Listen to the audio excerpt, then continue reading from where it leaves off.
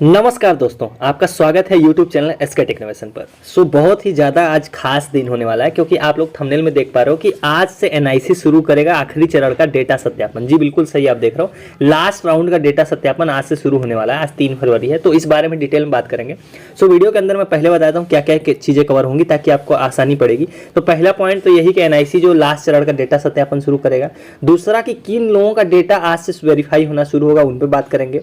और तीसरी चीज हो गई जो आप लोगों के कई लोगों के सवाल हैं कि कैसे पता करें कि मेरा फॉरवर्ड हुआ है या नहीं हुआ कॉलेज से, क्योंकि आज मतलब कल जो है आखिरी डेट थी तो वो बीत गया। चौथा रिजेक्टेड बाय बैंक और बाकी जो स्टेटस है उन पे भी लाइन से बात करेंगे। तो रिजेक्टेड बाय बैंक पे डिटेल में बात करेंगे। तो ये सारी चीजें आपको इस वीडियो के अंदर दिखेंगी। वीडियो को पूरा एंड तक वॉच करना, तभी आपको समझ में आएगा। नहीं तो आप बीच में छोड़ के जाओगे तो फिर आपको वो चीजें समझ में नहीं आती जो मैं वीडियो के अंदर बताता हूँ। इसलिए पूरा देखा करो वीडियो को।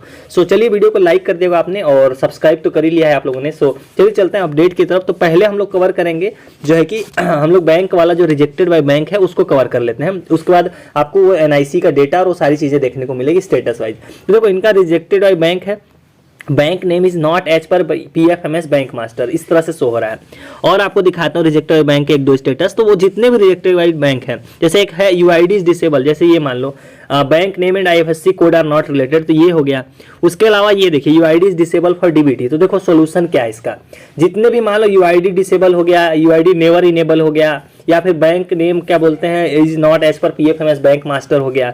तो ये जितने भी हैं इन सभी का देखो एक ही सोल्यूशन है, आपको मैं बार बार बता चुका हूँ, एनपीसीआई मैपिंग। तो अगर आपने एनपीसीआई मैपिंग करा ली है और जिनका जैसे मान लो यूआईडी वाला है उनके में तो कुछ भी नहीं करना है, इनको कोई ना हार्ड कॉपी देनी ना कुछ करना है, आपको सिंपल एनपीसीआई मैपिंग करा लेनी है आपको और बस आपका सॉल्व हो जाएगा। अब बहुत लोगों को डाउट होता है एनपीसीआई मैपिंग क्या होती है, कैसे चेक करें। देखो एनपीसीआई मैपिंग ऑनलाइन आप लोग चेक कर सकते हो कि आपके बैंक अकाउंट में हुई है या नहीं हुई है। तो वो मैं आपको बता देता हूँ कि आप कैसे चेक कर सकते हो। तो देखो अगर आपको चेक करना है कि एनपीसीआई मैपिंग हुई है या नहीं हुई है, तो आपको सिंपल अपने मोबाइल फोन में सरकारी जॉब फाइंड जो वेबसाइट मेरी स्क्रीन पर देख रहे हो, आपको बस ये सर्च कर लेना है। आप देखो जैसे ही सर्च करोगे तो जो पहली वेबसाइट आएगी आपको बस उसको ओपन कर लेना है। उसके बाद आपको क्या करना है, यहाँ पर आपको देखिए रेड में लिंक दिखाई देगी, check UP scholarship status corner में, आपको इसको ओपन कर लेना। देखो इसको ओपन करोगे तो फायदा क्या है, देखो इसमें सारे स्टेटस तो है ही। अब एनपीसीआई मैपिंग आपको चेक करनी, देखो जो पहली लिंक आपको दिखाई दे रही है क्लिक हेयर वाला, ये देखिए यूआईडी आधार लिंकिंग स्टेटस, तो इसको आपको ओपन कर लेना। देखो जैसे आप ओपन करोगे देखो आपको करना क्या है, यहाँ पे मैं बताता हूँ। यहाँ पे आपको अपना आधार नंबर डालना और ये जो कैप्चा देख रहे हो यहाँ ऊपर एंटर करके इसके बाद यहाँ सेंड ओटीपी पे क्लिक कर देना। ओटीपी जाएगा, आपको उसको ओटीपी को एंटर कर देना। ओटीपी जाएगा जो आधार से आपका मोबाइल नंबर लिंक है उस पर जाएगा, ओटीपी एंटर कर देना। और आपको वहां पे जो अगले पेज में वहां पे लिख कर आ जाएगा कि कौन सा बैंक आधार से मैप हो रखा है और कौन सा है या नहीं है, इनएक्टिव है एक्टिव है, तो वो सारी चीजें दिख जाएंगी। अगर आपका बैंक वहां पे शो हो रहा है जिसको आपने छात्रवृत्ति फॉर्म में भरा है तो आपका एनपीसीआई मैपिंग हो गया है। अगर वो बैंक नहीं शो हो रहा है तो एनपीसीआई मैपिंग नहीं हुआ है, आपको बैंक जाके कराना पड़ेगा। बैंक जाओ, उनसे बोलो कि मेरे को आधार सीडिंग कराना, एनपीसीआई मैपिंग कराना। आपको एक फॉर्म देंगे, आप वो भर के उनको साइन वाइन करके आधार की फोटोकॉपी के साथ दे दोगे। 24 घंटे के अंदर वो लोग कर देंगे। इसमें आपको कोई हार्ड कॉपी या कहीं सबमिट नहीं करना है। तो ये तो पूरा प्रोसेस हो गया एनपीसीआई मैपिंग का। अब चलते हैं जो आपको मैं एनआईसी वाला जो वीडियो में जो मेन पार्ट है उसकी तरफ बढ़ते हैं। तो रिजेक्टेड बाय बैंक का तो आपने सॉल्यूशन देख लिया, एनपीसीआई मैपिंग का मैंने आपको पूरा प्रोसेस समझा दिया कैसे चेक करें। अब इंपॉर्टेंट बात करते हैं एनआईसी जो शुरू करेगा आखिरी चरण का डेटा सत्यापन। जी बिल्कुल आप सही सुन रहे हो। हम लोग ये सर्कुलर में आपको दिखाता हूं कि कैसे लास्ट चरण है, किसका वेरीफाई होगा, ये चीजें वहीं पे आपको समझाता हूं मैं। ये आप जो देख रहे हो ये ऑफिशियल सर्कुलर है, टेलीग्राम चैनल पे आप लोग की रिक्वेस्ट पे डाल दिया गया, वहां से आप लोग देख लो।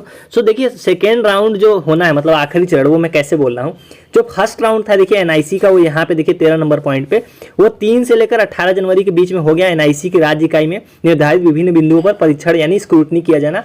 इसका मतलब ये है कि जो 3 से लेकर 18 के बीच में आप सभी का सस्पेक्ट जो डेटा था इसी के बीच में निकाला गया था। उसके बाद जब सस्पेक्ट डेटा निकाल के एनआईसी ने क्या किया, डीडब्ल्यू को दे दिया था। देखो आपको मैंने कल भी फ्लो समझाया था। एनआईसी ने वो सारा डेटा निकाला, उसका उसने डीडब्ल्यू को दे दिया, डीडब्ल्यू ने आप लोगों को और कॉलेजों को दिया कि भाई अपना अपना सही कर लो। उसके बाद आपने दोबारा करेक्शन करके डीडब्ल्यू को दिया है, डीडब्ल्यू दोबारा एनआईसी को डेटा दे चुका है ऑलरेडी। तो 3 तारीख से ये लास्ट राउंड शुरू कर रहा है एनआईसी। देखो ये चीज आपको समझ में आ गया फ्लो जो मैंने आपको बताया। 19 से लेकर 17 फरवरी तक ये चीज तो होना ही है। देखो यहाँ पे आप देखो अब 18 नंबर पॉइंट को नोटिस करो, छात्र द्वारा सही किए गए संदेहास्पद डेटा को एनआईसी की राज्य इकाई में विभिन्न बिंदुओं पर पुनः परीक्षण किए जाना। देखो लास्ट राउंड है, इसके बाद कोई राउंड नहीं है एनआईसी का। 18 नंबर पॉइंट यही मैंने आपको समझाया कि डीडब्ल्यू ने आपने करेक्शन कर लिया, संदेहास्पद डेटा होगा, सस्पेक्ट डेटा होगा, जितने भी हो गए, तो उनका लास्ट राउंड आज से शुरू हो रहा है। देखिए 3 फरवरी से लेकर ये 16 फरवरी के बीच में होगा। तो आप लोगों में से बहुत लोगों के फॉर्म इस दौरान या तो वेरीफाई होंगे या रिजेक्ट होंगे, ये एनआईसी के ऊपर डिपेंड करता है। वो दोबारा से ये सब चीज़ें करने के बाद डीडब्ल्यू को डेटा दोबारा वापस कर देगा कि ये लीजिए भाई, इनमें से इतने फॉर्म ये दिक्कतें हैं, ये सारी चीज़ें आप लोग डिसीजन ले लो। तो डीडब्ल्यू के पास वो दोबारा देखिए डेटा भेज देगा। 19 पॉइंट को देखिए, और डीडब्ल्यू 17 से लेकर 10 मार्च के बीच में सब चीज़ें क्लियर करेगा। तो ये चीज़ें आपको समझ में आ गई सर्कुलर के हिसाब से। अब हम लोग स्टेटस के हिसाब से ये चीज़ें समझने की कोशिश करते हैं। सो ये चीज़ें तो आपने देख लिया। अब स्टेटस वाइज यही चीज़ें देखते हैं। देखो ये जो डेटा देख रहे हो आप लोग, रिजेक्टेड बाय बैंक, तो ये भी एनआईसी का ही काम है, इन्होंने ही किया है, नेशनल इन्फॉर्मेटिक्स सेंटर। तो ये चीज़ अगर आपने सही कर ली है आपने एनपीसीआई मैपिंग, तो ये 3 से लेकर 16 के बीच में आपका ये चीज़ अब चीज़ें शुरू हो जाएंगी होना सर्कुलर के हिसाब से। चीज़ें मैं आपको बता रहा हूँ जो मैंने आपको दिखाया। अब अगला स्टेटस ले लेते हैं। देखो ये है सस्पेक्ट डेटा, जो संदेहास्पद डेटा आपने वहां पर पढ़ा, ये भी उसी की कैटेगरी में आता है। सो एनआईसी के पास ये डेटा भी दोबारा से, जिनका भी ये स्टेटस है, उसको एनआईसी के पास डेटा भेज दिया डीडब्ल्यू ने कल की डेट में। तो अब दोबारा से एनआईसी इस पर एक्शन लेगा। अगर आपने करेक्शन किया होगा तो वो सारी चीज़ें दोबारा से देखेगा, करेक्शन नहीं किया तो दोबारा अपना डिसीजन लेगा कि क्या करना है इसका। तो डुप्लीकेट इनकम सर्टिफिकेट का जो भी देख रहे हो अब एनआईसी के ऊपर है। वो हालांकि वो लोग रिजेक्ट नहीं करेंगे, लेकिन ये चीज़ें वो लोग या तो मतलब वो लोग इसको दोबारा से डीडब्ल्यू को दे देंगे कि यही डेटा को दिखा के, या फिर जो भी, तो फाइनल डिसीजन जो होगा वो डीडब्ल्यू का ही होगा। अगला स्टेटस लेते हैं। अब देखो एक सवाल था आप लोगों का, बहुत लोगों का, कि मैंने मतलब मेरा फॉरवर्ड हुआ या नहीं हुआ, वो देखना कैसे है। तो जिनके में ये चीज़ नीचे देखो लिख के आ रही है कि संदेहास्पद डेटा को संशोधित के समय शिक्षण संस्थान द्वारा भरा गया विवरण, तो अगर ये डिटेल आपको दिख रही है इसका मतलब आपका फॉरवर्ड हो गया। तो उसकी डेट कल थी और आप सभी का फॉरवर्ड हो चुका होगा ऑलरेडी, आप लोग चेक कर लेना। अगला स्टेटस ले लेते हैं। देखो इसमें भी यहाँ पे पेंडिंग है, यहाँ पे भी पेंडिंग है, सारी चीज़ें सही है इसमें। बस यहाँ पे ये हो सकता है कि अब तक बैंक से वेरीफाई हो चुका होगा, रिस्पांस पेंडिंग बाय पीएफएमएस। तो ये अभी 3 से लेकर 16 के बीच में ये पूरा फॉर्म यहाँ पे वेरीफाई और सारी चीज़ें हो जाने वाली है। क्योंकि अगर एनआईसी ने इसमें कोई गलती नहीं पाई, इसलिए यहाँ पर पेंडिंग है, डीडब्ल्यू दिखा रहा है। इसका मतलब कि 17 तारीख से इसका वेरिफिकेशन शुरू होगा जनरली, क्योंकि यहाँ पे एनआईसी का कोई रोल मुझे दिखाई दे नहीं रहा है। सेम इस तरह से UP board, ICSC board, high school, ये डेटाबेस का जो भी केस है, ये भी आपको 3 से लेकर 16 के बीच में एनआईसी इसकी भी स्क्रूटनी करेगा। और ये लास्ट राउंड है, इसके बाद कुछ भी नहीं होने वाला है। तो ये आखिरी राउंड पे चल रहा है। इसी के बीच में छात्रवृत्ति भी, यानी बहुत चीज़ें होनी है। तो ये अब जल्दी जल्दी होने वाला है। 3 से 16 के बीच में अब ये फटाफट आप लोगों के फॉर्म वेरीफाई रिजेक्ट होने वाले हैं। सेम है, इसमें पेंडिंग है डीडब्ल्यू है, तो ये भी एनआईसी से इसका भी लेना देना नहीं है।